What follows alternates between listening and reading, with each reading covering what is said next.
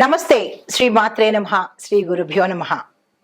మన ఖగోళ శాస్త్రంలో జ్యోతిష్యం ప్రకారము ఖగోళంలో ఎప్పుడు ప్రతి నిత్యము ఈ గ్రహాలు సంచారం చేస్తూ ఉంటాయి. చంద్రుడు 2.5 రోజులకు ఒకసారి సంచారం చేస్తుంటాడు. సూర్యుడు ప్రతి నెలకు ఒక్కొక్కసారి ఒక్కొక్క రాశిలోకి తన సంచారాన్ని చేస్తుంటాడు.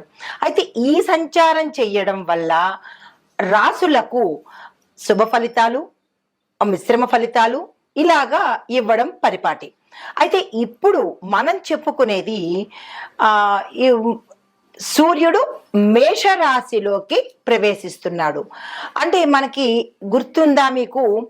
సూర్యుడు మకర రాశిలోకి ప్రవేశిస్తే దాన్ని మనం ఏమని చెప్పుకునే వాళ్ళము? మకర సంక్రాంతి అని చెప్పుకుంటాము, అంటే సంక్రాంతిగా చెప్పుకుంటాము. అప్పుడు జనవరి నెలలో మనకి మకర సంక్రాంతి ఎప్పుడు కూడా జనవరి 13 లేదా 14వ తారీఖున ఈ సంక్రమణం జరుగుతూ ఉంటుంది. అలాగే ఇప్పుడు మనం ప్రస్తావించబోయే అంశంలో సూర్యుడు ఏప్రిల్ 13 నుంచి లేదా 13, 14 ఈ 2 దినాలలో ఏదో ఒక రోజు, అంటే 13 నుండి 14 ఇలాగా అంటే గ్రహ గతులు మారినప్పుడు సమయం కూడా మారుతుంది. అయితే ఈసారి మనకి సూర్యుడు మేషరాశిలోకి ఏప్రిల్ 14వ తారీఖు 2025వ సంవత్సరంలో సంచారం చేయబోతున్నాడు. అయితే సూర్యుడు గమనము మనకి నెలకి ఒక్కొక్క రాశిలోకి వెడుతుంటాడు. చంద్రమాన ప్రకారము మనకి అంటే ఒక గణన లెక్కించడం జరిగితే సౌరమానం ప్రకారము మనకి ఇది కొత్త సంవత్సరం కింద లెక్క అవుతుంది అనమాట. మనకి 2 మానాలు ఉంటాయి, ఒకటి సౌరమానము, రెండవది చంద్రమానము. ఇప్పుడు మనము సౌరమాన ప్రకారము సూర్యుడు మేషరాశిలోకి ఏప్రిల్ 14వ తారీఖున వచ్చినప్పుడు ఇది కొత్త సంవత్సరంగా మనం పరిగణిస్తాము. అయితే దీనిని మేష సంక్రాంతి అని పిలుస్తాము. అప్పుడు మకర సంక్రాంతి అని ఎలాగనే వాళ్ళము, ఇప్పుడు మేష సంక్రాంతి అని పిలుస్తాము. అయితే ఈ మేష సంక్రాంతి ప్రత్యేకతలు ఏమిటి, ఎంతకాలం ఉంటాడు? ఈ సూర్యుడు మేషరాశిలోకి వెళ్ళేటప్పుడు అతని స్థితిగతులు ఎలా ఉంటాయి? ఉచ్చస్థిత, సమస్థిత, నీచస్థిత, అలాంటివన్నీ మనము ఇప్పుడు పరిశీలన చేద్దాము. అయితే భారతీయ జ్యోతిష శాస్త్ర ప్రకారము ఈ రోజు చాలా అత్యంత ప్రముఖమైన రోజు అన్నమాట. సూర్యుడు మేషరాశిలోకి రావడము అత్యంత ప్రముఖమైన రోజు, శుభప్రదమైన రోజు అన్నమాట. అయితే ఈ మేషరాశిలోకి సూర్యుడు ప్రవేశించడం వల్ల అది తన సొంత ఇంట్లోకి, అంటే ప్రథమంగా మనకి మేషం నుంచి ద్వాదశ రాశులు మీనంతో సరి అవుతుంది అనమాట. మళ్ళా తిరిగి గ్రహగమనము మేషం నుంచి మొదలవడంతో కొంతమందికి శుభ ఫలితాలు, కొంతమందికి మిశ్రమ ఫలితాలను ఇస్తుంటాడు. అయితే ఇప్పుడు మనం ముందుగా ఈ సూర్యుడు ప్రప్రథమంగా చెప్పుకోవాలంటే మేషరాశిలోంచే తన గమనాన్ని సౌరమాన ప్రకారంగా ఇస్తున్నాడు, సంచరిస్తున్నాడు. కాబట్టి దీనికి ఉచ్చ స్థితిలో ఉన్నాడన్నమాట. ఆ ఉచ్చ స్థితిలో ఉండడం, ఎప్పుడైతే ఉచ్చ స్థితి, హై రేంజ్, ఎనర్జెటిక్ గా ఎప్పుడైతే ఉంటాడో అతని నుంచి వచ్చే ఫలితాలు కూడా మేషరాశి వారికి విశేషమైన ఫలితాలను ఒక్క నెల రోజుల పాటు ఇవ్వబోతున్నాడు. అయితే ఈ ఫలితాలు ఎవరెవరికి ఎలా ఉండబోతున్నాయి అంటే అన్ని రంగాల్లో ఉన్న వాళ్ళకి, అంటే విద్యార్థుల దగ్గర నుంచి ఉద్యోగస్తులు, వ్యాపారస్తులు, వ్యవసాయదారులు, పారిశ్రామిక రంగం వాళ్ళు, రాజకీయ రంగం వాళ్ళు, చిత్ర పరిశ్రమ వాళ్ళు, తరువాత ఐటీ రంగం వాళ్ళు, స్త్రీలకు, ఇలా ప్రతి ఒక్కళ్ళకి విశేషమైన ఫలితాలను అందివ్వబోతున్నాడు.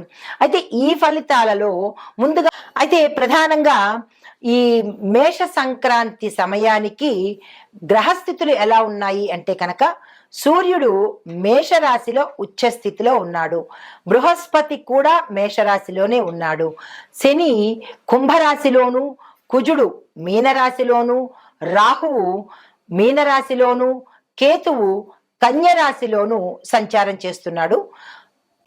తదుపరి రాశి కన్యా రాశి. ఈ రాశిలో ఉన్న వారికి సూర్యుడు 8వ స్థానంలో సంచరించడం వల్ల ఆరోగ్య సమస్యలు వచ్చే అవకాశం కనబడుతోంది. అంటే సూర్యుడు 12 స్థానాల్లోనూ 12 రాశుల్లోనూ తిరుగుతూ ఉంటాడు కాబట్టి ఏ రాశి అంటే ఏ స్థానంలో తన కదలికలు ఉన్నాయో ఆ స్థానం యొక్క ఫలితాలను ఇస్తూ ఉంటాడు. ఇప్పుడు వీరికి 8వ స్థానము తిరగడం వల్ల దీనిలో ఆరోగ్య సమస్యలు ఎక్కువగా తల ఎత్తే అవకాశం కనబడుతోంది. అది ఒకటి జాగ్రత్తగా చూసుకోవాలి.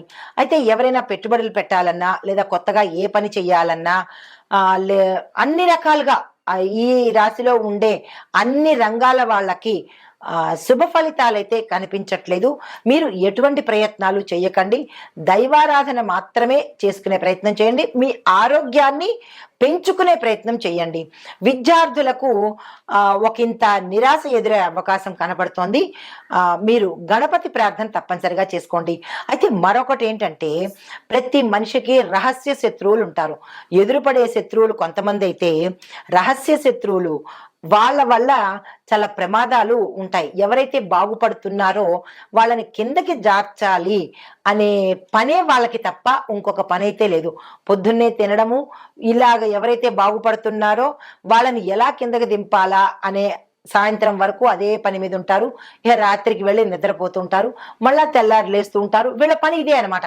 మనం అందరం ఎలాగైతే ఉద్యోగాలు చేసుకుంటున్నామో వీళ్ళ పని ఇదే. అయితే ఇలాంటి రహస్య శత్రువుల పట్ల మనం జాగ్రత్తగా ఉండాల్సిన పని లేదు. వాళ్ళ కర్మే మన తరపు నుంచి వాళ్ళకి అటాక్ ఇచ్చేలాగా ఉంటుంది. కాబట్టి మీరు చాలా హాయిగా సూర్యనామస్మరణ చేసుకుంటూ రహస్య శత్రువులని గమనించుకోండి చాలు. మీరేమీ శిక్షించాల్సిన పని లేదు. ఆ పని సూర్యభగవానుడు చేసుకుంటాడు.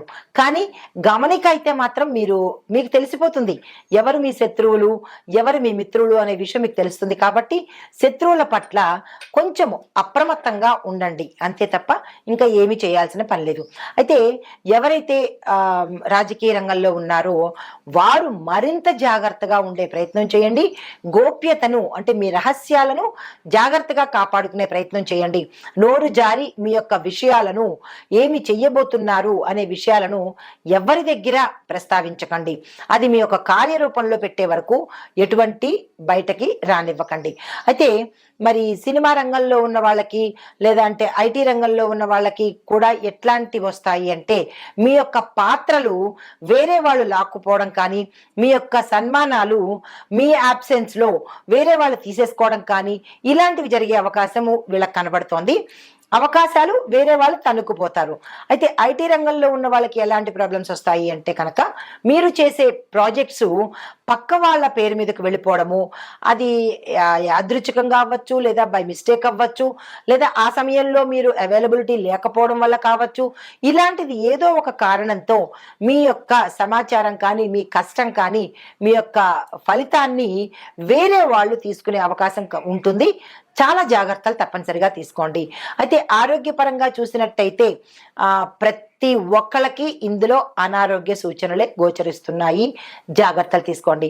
కుటుంబ పరంగా చూసుకున్నట్టయితే ప్రతి ఒక్క పని వెనక్కి వెళ్ళే అవకాశము, కొంతమందికి జరగని అవకాశము, ధన నష్టం కలిగే అవకాశము, మీరు దాచుకున్న లేదా అంటే మీరు చోర భయము అంటాం కదా, అంటే దొంగల పాలవ్వడము, స్కామ్స్ లో ఇరుక్కోవడము, అంటే మీ డబ్బులు తెలియకుండానే అప్రయత్నంగా స్కామ్ రూపంలో బయట వాళ్ళు తస్కరించటము, ఇట్లాంటివి కొంచెం గడబిడలు జరిగే అవకాశము ఈ రాశిలో ఉండే వారికి కనబడుతోంది. ఏ రకంగానూ ఈ 30 రోజులు మీకు మంచిగా కలిసి వచ్చే అవకాశం లేదు. మీరు జాగ్రత్తలు మాత్రమే తీసుకునే అవకాశము ఈ 30 రోజులు కనబడుతోంది. జాగ్రత్తలు తప్పనిసరిగా తీసుకోండి. అయితే మీకు చెప్పదగిన పరిహారాలు, శనివారం రోజు శని భగవానుడిని తప్పనిసరిగా పూజ చేసుకోండి. ఈ పరిష్కారాలన్నిటికీ కూడా హనుమంతుడు మాత్రమే రెమెడీ కాబట్టి తప్పనిసరిగా శనివారం నాడు శనీశ్వరుడి ఆలయాలకు, మంగళవారం రోజు హనుమంతుడి ఆలయాలకు వెళ్ళి మీ యొక్క కష్టము అంటే ఏ రంగంలో ఉన్నవాళ్ళు ఆ వారి యొక్క కష్టాన్ని స్వామివారికి తెలియచెప్పుకొని ఆకు పూజ మీ పేరిట చేయించుకోవడం కానీ, లేదా వడమాలను స్వామివారికి సమర్పించడం కానీ, లేదు అంటే 5 అరటిపళ్లను స్వామివారికి నివేదించడం కానీ, ఈ చిన్ని చిన్ని పరిహారాలు ఈ నెల రోజుల పాటు చేసుకున్నట్టయితే కొంత ఉపశమనం కలిగే అవకాశం కనబడుతోంది. ఈ రాశిలో ఉండేవారికి ఎటువంటి కొత్త ప్రయత్నాలు, మళ్ళా చెప్తున్నాను, ఎటువంటి కొత్త ప్రయత్నాలు పెట్టుబడుల్లో కానీ, విస్తరణలో కానీ కొత్తగా ఏది ఈ సమయంలో చెయ్యొద్దు అని మరీ మరీ హెచ్చరించడం జరిగింది. ఇవి ఈ రాశిలో ఉండేవారికి మేష సంక్రాంతి మూలకంగా ఫలితాలు, గోచార రీత్యా పరిహారాలు, సూచనలు.